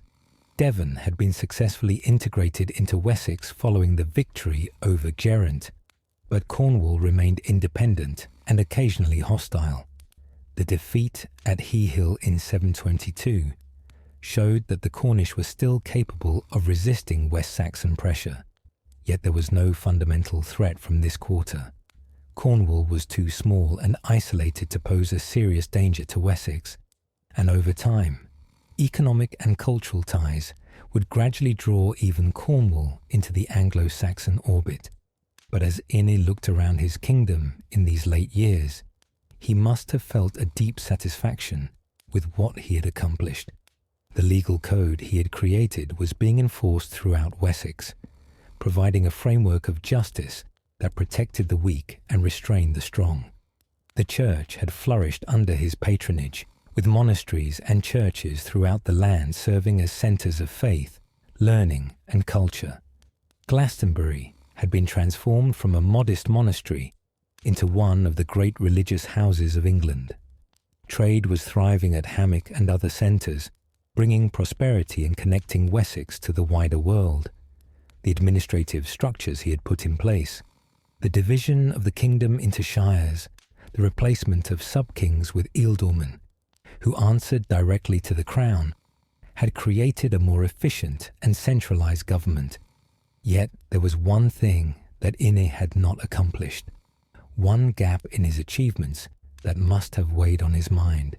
He had no heir. Ethelberg had borne him no children, or at least none who survived. This meant that when Ine died, the succession would be uncertain.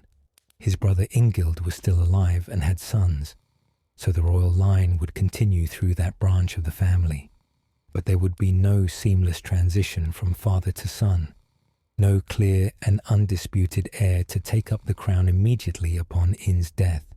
Perhaps it was this lack of an heir that influenced what Ine did next, or perhaps it was simply the weight of years and the desire to ensure his soul's salvation. Or maybe it was the example of his predecessor Caedwalla, who had given up his throne to seek baptism in Rome and die in a state of grace. Whatever the precise combination of factors, around the year 726, King Ine made an extraordinary decision. He would abdicate. Abdication was rare but not unknown among Anglo-Saxon kings. The religious impulse was strong in this Christian age, and many people believed that dying as a simple Christian rather than as a powerful king would be better for one's eternal soul. The monastery attracted many nobles in their old age, who gave up their worldly positions to spend their final years in prayer and contemplation. For a king to abdicate and become a monk, or to make a final pilgrimage to Rome, was seen as an act of great piety, a willingness to give up earthly glory for the sake of heavenly reward. Ine's decision to abdicate was recorded by the Venerable Bede, that great chronicler and scholar who was Ine's contemporary. Bede wrote that Ine left his kingdom to younger men, suggesting that the king recognized his own limitations and wished to pass the burden of rule to someone who still had the vigor and energy that effective kingship required. This phrase, "to younger men," also suggests that Ine did not designate a specific successor. Instead, he left it to the nobles and bishops of Wessex to choose their next king from among the eligible members of the royal family. In practice, the choice fell upon Ethelherd, who was described as Ine's kinsman and possibly his brother-in-law, perhaps married to one of Ine's sisters. Ethelherd's claim to the throne was not uncontested. Another nobleman named Oswald, who also claimed descent from the royal line, disputed the succession. The struggle between Ethelherd and Oswald would continue for some time after Ine's departure, with Ethelherd eventually prevailing, though only with help from the Mercians, a fact that would weaken Wessex's independence and allow Mercia to extend its influence over the southern kingdom. But Ine would not be present to see these struggles unfold. Having decided to abdicate, he began making preparations for the journey that would take him away from Wessex forever. He would travel to Rome itself, that ancient city that was now the heart of Christendom, the seat of the Pope, and the resting place of Saints Peter and Paul. For a Christian of the 8th century, Rome represented the ultimate pilgrimage destination, the place where heaven and earth seemed to touch, where the bones of martyrs rested beneath altars, and where the living representative of Christ on earth held court. Queen Ethelberg would accompany him on this journey. After ruling Wessex together for so many years, after facing crises and celebrating victories side by side, the royal couple would make this final pilgrimage together. One can imagine their last days in Wessex, the formal ceremonies of abdication, the farewell audiences with nobles and bishops, the final visits to favoured monasteries and churches, the last time they would look upon the familiar landscapes of their kingdom. It must have been a bittersweet time, filled with memories of all they had accomplished, but also with the knowledge that they would never return. The journey to Rome in 726 would have been long and arduous, especially for a couple in their 50s who were used to the comforts of royal life. They would have travelled with a retinue of servants and guards, for even an abdicated king needed protection and assistance on such a journey. They would have crossed the English Channel to Francia, then made their way overland through what is now France and into the Alps. The Alpine passes would have been particularly challenging, steep, rocky paths where one false step could mean death, narrow defiles where bandits might lurk, high elevations where the thin air made breathing difficult. But eventually, after weeks or perhaps months of travel, Ine and Ethelberg would have descended from the Alps into Italy and made their way toward Rome. As they approached the Eternal City, they would have seen its walls in the distance, would have passed through ancient gates, would have entered streets that had been old when Britain was young. Rome in the 8th century was a shadow of its former glory. Its population was much reduced from the heights of the imperial era. Many of its great buildings had fallen into ruin, and the forum where senators once debated was now largely abandoned. Yet it was still magnificent, still the greatest city in Western Europe, still filled with churches and shrines that drew pilgrims from across the Christian world. One of Ine's first acts upon reaching Rome was to establish a hospice for English pilgrims. This was a building where travellers from England could find shelter, food, and medical care when they arrived in Rome. The distance from Britain to Rome was so great, and the journey so difficult, that many pilgrims arrived exhausted, ill, or injured. Some died in Rome, far from home, never to see their native land again. Ine's hospice provided these pilgrims with a place of refuge, a little piece of England in the heart of Italy.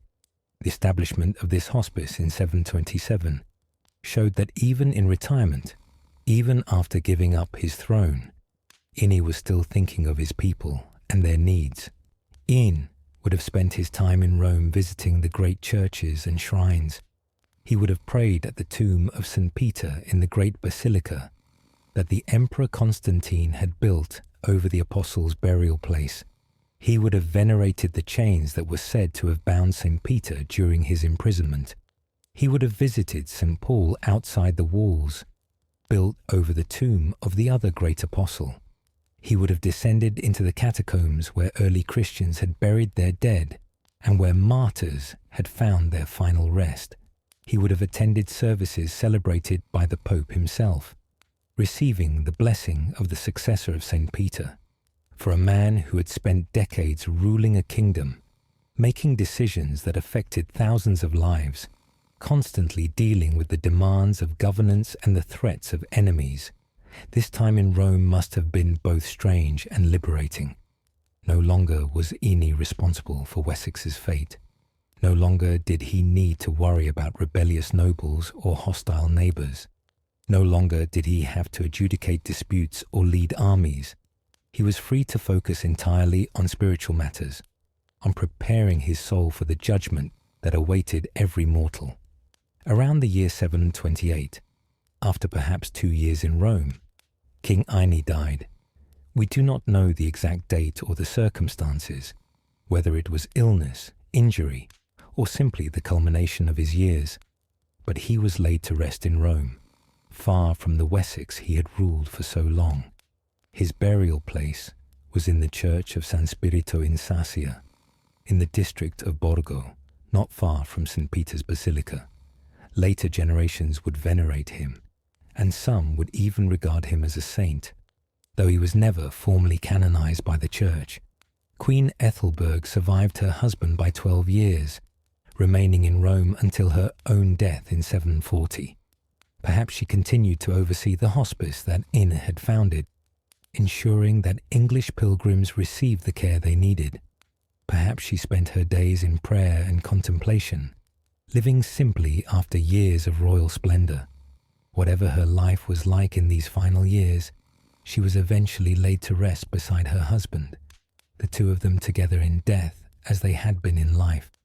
News of Ine's death would have taken weeks to reach Wessex, carried by travellers and pilgrims making their way back from Rome. When the news arrived, the kingdom would have mourned the passing of the king, who had ruled them for more than a generation. But life in Wessex would continue. The laws Ine had created remained in force. The churches and monasteries he had supported continued their work. The trade he had fostered kept Hamwic busy and prosperous, and the administrative structures he had put in place ensured that the kingdom could function even as it transitioned to new leadership. For Ethelred, the new king, the challenge was immense: how to maintain what Ine had built while establishing his own authority. As it turned out, Ethelred would struggle with this task. His reign was marked by constant pressure from Mercia, and he was never able to project the strength and authority that Ine had commanded. Wessex would enter a period of relative weakness, overshadowed by its powerful northern neighbour. It would take nearly a century, and the emergence of another great king, Egbert, descended from Ine's brother Ingild, before Wessex would again rise to dominance in southern England. But that is a story for another time. For now, as we reflect on Ine's life and reign, we can recognise him as one of the most significant kings in early English history, a lawgiver whose code influenced generations of rulers, a patron of the church who strengthened Christianity throughout his realm, an economic innovator who fostered trade and prosperity, a military leader who secured his kingdom's borders and expanded its territory, and a wise ruler who governed for the benefit of his people, rather than for his own glory alone. As we near the end of our gentle journey through the life of King Ine of Wessex, it is worth pausing to reflect on the legacy of this remarkable ruler and to consider how his long reign shaped not only Wessex, but all of England in the centuries that followed. For while Ine may not be as famous as Alfred the Great or Ethelstan, his contributions to the development of English law, governance, and Christian civilization were foundational in ways that continue to echo down through the ages. Perhaps Ine's most enduring legacy was his law code. When Alfred the Great came to the throne in 871, more than a century and a half after Ine's death, he chose to include the entire text of Ine's laws as an appendix to his own legal code. This decision by Alfred, who is often called the greatest of the Anglo-Saxon kings, was itself a powerful testament to the quality and importance of Ine's legal thinking. Alfred recognized that Ine had created something valuable, something that did not need to be replaced, but merely supplemented and updated for a new age. Through Alfred's incorporation of Ine's laws into his own code, the legal principles that Ine had established became part of the foundation of English common law. The idea that law should be written down and publicly proclaimed, so that all free men could know what was expected of them. This was one of Ine's contributions. The principle that justice should be administered according to established rules, rather than the arbitrary will of the powerful. This too was enshrined in Ine's code. The protection of the church and the enforcement of Christian morality through secular law, another of Ine's innovations that would shape English society for centuries. The concept of the Vergilde, the idea that even life itself could be assigned a value, and that compensation could substitute for vengeance, helped to reduce the cycle of violence that plagued early medieval society. By establishing that a man's life had a specific worth in law, Ine made it possible for families to seek justice through compensation, rather than through blood feuds that could last for generations. This civilizing influence, multiplied across thousands of cases over hundreds of years, helped to make England a more peaceful and orderly society. Ine's administrative innovations also had lasting impact. The division of Wessex into shires, each governed by an ealdorman who answered to the king, created a template for local government that would endure. When later kings united all of England under one crown, they extended this shire system throughout the realm.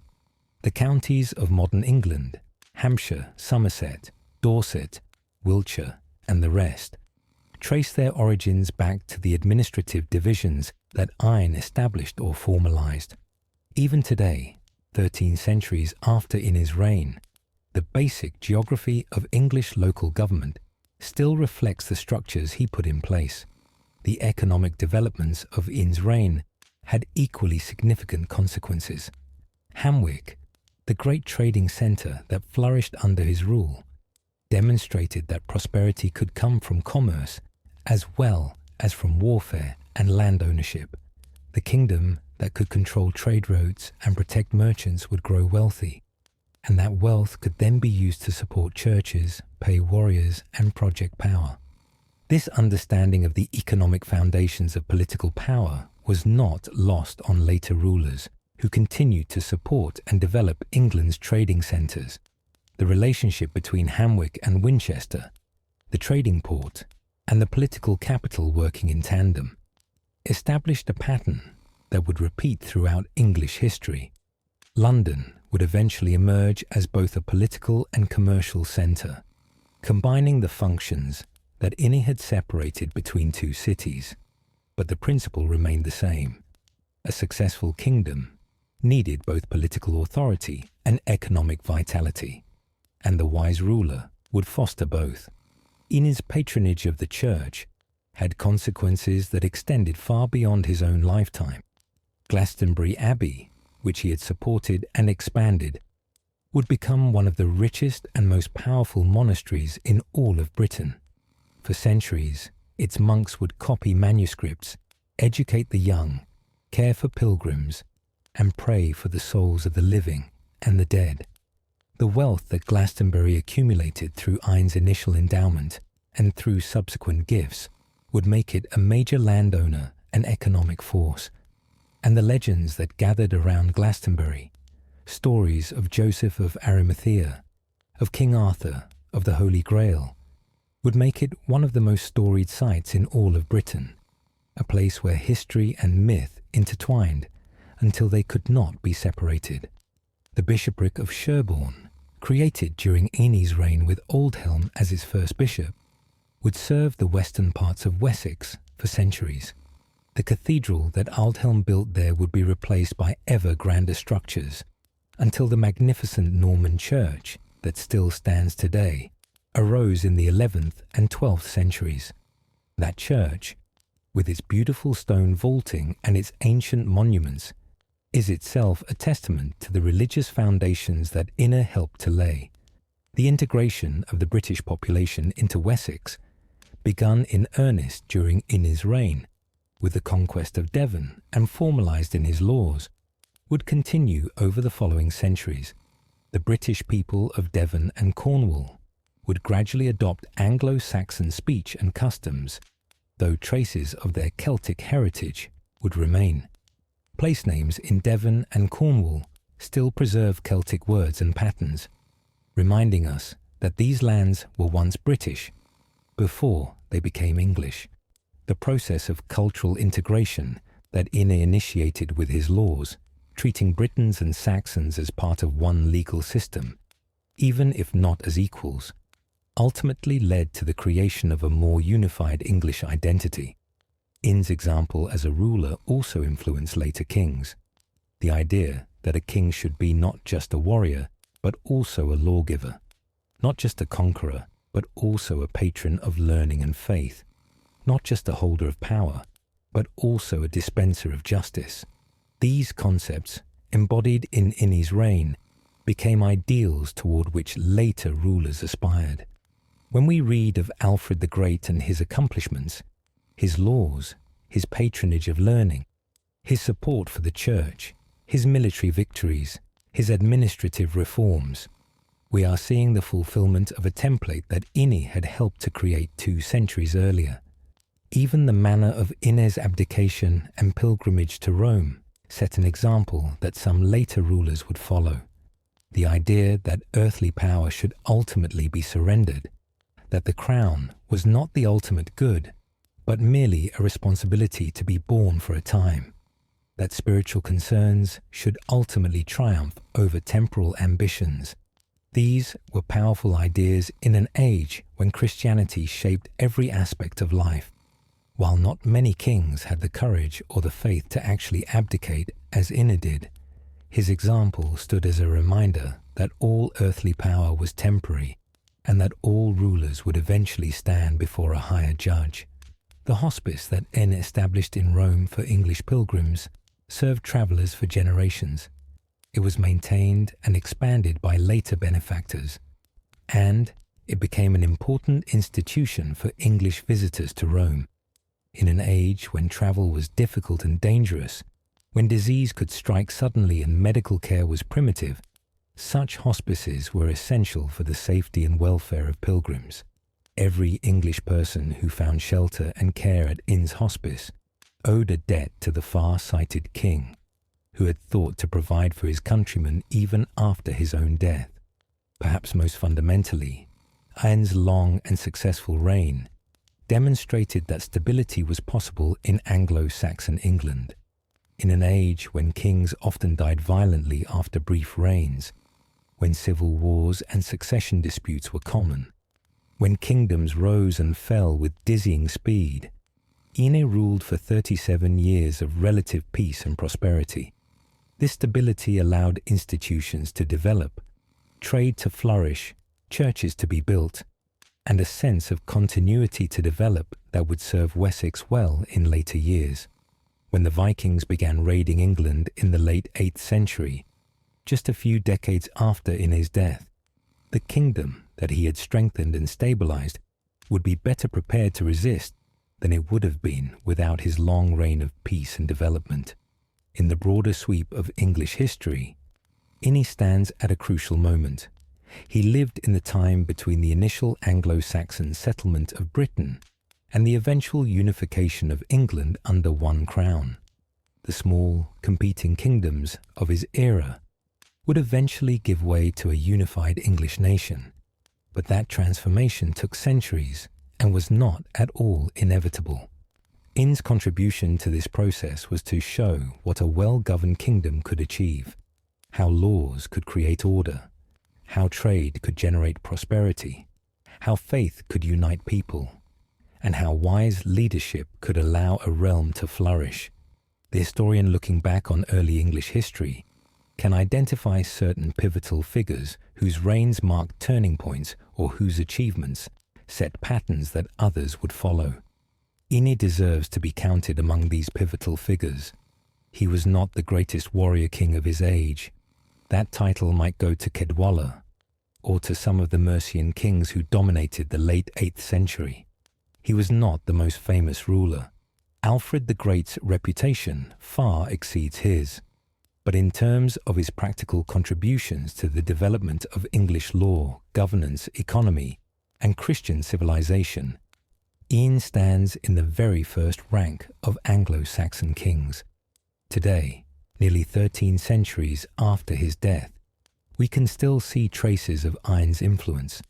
The English legal system, with its emphasis on precedent and established law, owes something to the tradition of written law codes that Ine helped to establish.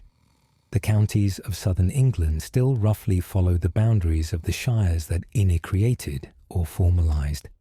The Church of England, though much changed from its early medieval form, still embodies the close relationship between church and state that Ine exemplified. And Glastonbury Abbey, though now a ruin, still draws visitors who come to walk among its ancient stones and to contemplate the layers of history and legend that have accumulated there since Ine first supported its transformation into a great monastery. In our own age, when the challenges of governance, the relationship between faith and politics, the importance of justice under law, and the need for economic prosperity remain as pressing as ever, we might still find wisdom in the example of this long-ago king. Ine showed that power could be exercised with restraint, that law could be used to protect rather than to oppress, that prosperity could be shared rather than hoarded, and that earthly success should ultimately be measured by more than mere conquest or accumulation. As we complete our journey through Ine's life, from his birth around 670 to his death in Rome in 728, we have seen a remarkable story. The story of a man who took up the burden of kingship in troubled times, and who, through wisdom, courage, and faith, transformed his kingdom and left a legacy that would endure for centuries. It is a story worth remembering, worth telling, and worth reflecting upon as we drift gently towards sleep.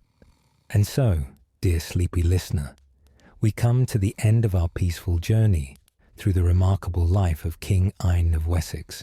We have travelled together through 37 years of early medieval history, witnessing the transformation of a kingdom and the achievements of a ruler who combined the warrior spirit of his ancestors with the Christian faith of his age, the wisdom to create just laws with the vision to foster prosperity, and the strength to defend his realm with the humility to ultimately surrender it. As you lie in the comfort of your bed, perhaps you can imagine yourself transported back to that distant time, to 7th century Wessex, where wooden halls echoed with the songs of poets, where monks chanted their prayers in stone churches, where merchants haggled over their goods at busy wharves, and where a wise king sat in judgment, ensuring that justice was done according to laws that he himself had created. Imagine the great hall at Winchester, firelight flickering on the walls, as King Ine sits with his advisors discussing a new clause for his law code. See the Queen, Ethelberg, strong and capable, leading her warriors to crush rebellion and defend her husband's kingdom. Picture the monks at Glastonbury, their voices rising in song as they dedicate the new stone church that Ine has built for them. Visualize the bustling streets of Hamwic, where craftsmen work at their trades and ships from distant lands unload exotic goods. These scenes, though separated from us by more than a millennium, remind us that history is made by real people facing real challenges, and that the institutions and ideas that shape our world today were created by men and women who lived and died long ago, but whose legacies remain with us still. King Ine never achieved the fame of Alfred the Great or the legendary status of King Arthur. His story is not told in popular films or celebrated in grand monuments, but in the quiet halls of history, among those who study the development of English law and civilization. Ine's name is remembered with respect and gratitude. He was the lawmaker king who gave Wessex its first comprehensive legal code. He was the patron who supported churches and monasteries throughout his realm. He was the economic innovator who fostered trade and prosperity. He was the military leader who defended his borders and expanded his kingdom. And he was the humble Christian who ultimately gave up his crown to seek salvation in the eternal city. As sleep begins to claim you, let your mind wander through the peaceful landscapes of ancient Wessex, the rolling hills and river valleys, the dense forests and fertile farmlands, the coastal waters and inland marshes. Imagine the simple rhythms of life in that long ago time, the rising and setting of the sun, the changing of the seasons, the cycle of planting and harvest, the gathering of communities for worship and celebration. Let the story of Ine remind you that greatness can take many forms, not just victory in battle, but also wisdom in governance, not just power over others, but also service to one's people, not just temporal achievement, but also spiritual devotion. And let it remind you too that even the most powerful and accomplished must eventually surrender what they have built, trusting that others will preserve and continue their work. In Ine's law code, in the monasteries he supported, in the trading centres that flourished under his rule, in the administrative structures he created, and in the example he set for future rulers, the lawmaker king achieved a kind of immortality. His physical body rests in Rome, far from the Wessex he loved, but his influence remains woven into the fabric of English history and law. So rest now, dear listener, with these gentle images of ancient days drifting through your mind. Let the story of King Ine carry you softly into sleep, knowing that you have learned something of a remarkable ruler who lived in interesting times and who met the challenges of his age with wisdom, courage, and faith. May your dreams be as peaceful as the cloister of Glastonbury, as prosperous as the markets of Hamwic, and as just as the laws of Ine. Sweet dreams, and good night from all of us at Sleepy Crown. If you enjoyed this journey through Anglo-Saxon history, please remember to like this video, leave a comment telling us which early English king or queen you'd like to hear about next, and subscribe so you won't miss future episodes. We have many more peaceful historical tales waiting to carry you gently into sleep. Until next time, dear listener, may you rest well under the gentle watch of history's quiet tales. Close your eyes, breathe deeply, and let sleep embrace you as we whisper one final farewell to King Ine of Wessex, lawmaker, Christian king, and builder of nations. Good night, good night, good night.